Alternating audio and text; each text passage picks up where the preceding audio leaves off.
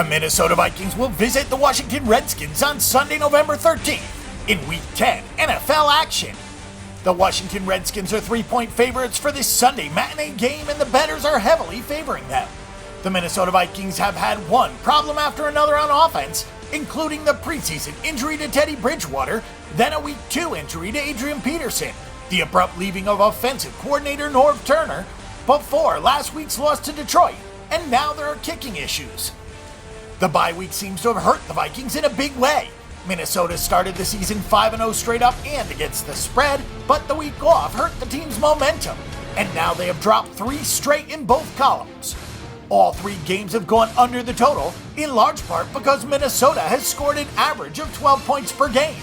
The Minnesota offense is bad and it's getting worse. Offensive line play is to blame at this point in the season.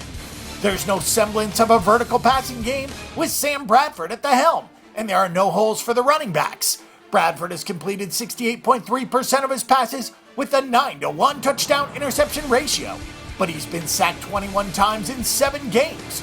He's also fumbled 4 times. The Vikings have only managed 2.7 yards per carry on the season and have just 2 rushes of 20-plus yards. Stefon Diggs has caught 21 of his 27 targets over the last 2 games, but he's only managed 156 yards. Pat Shurmur is now running the offense, and maybe it will improve after a full week of practice, but there's a lot to be desired right now on the offensive line, and that won't be fixed in a week. The Vikings defense is still among the best units in the NFL, but the lack of offense is starting to wear them down. Minnesota has now allowed 4 yards per carry, and they've given up over 20 points in 3 straight games after not allowing more than 16 through their first 5 games. Minnesota is still allowing less than 300 yards per contest and just 15.7 points per game, but they've only forced 1 turnover over the last 2 weeks.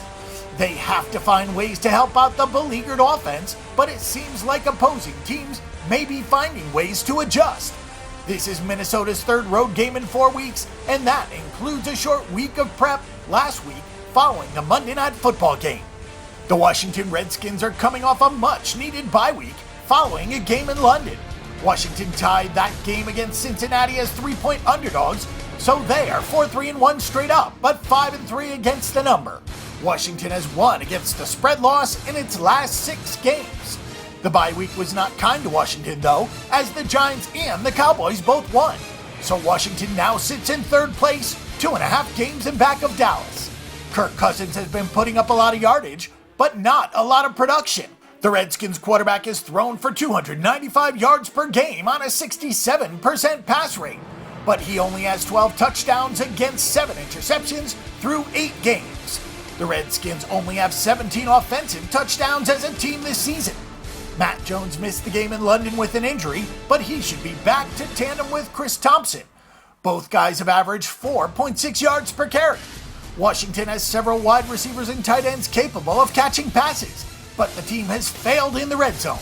Washington is 7th in total yards, but 15th in points scored. Defensively, this is not a particularly strong football team.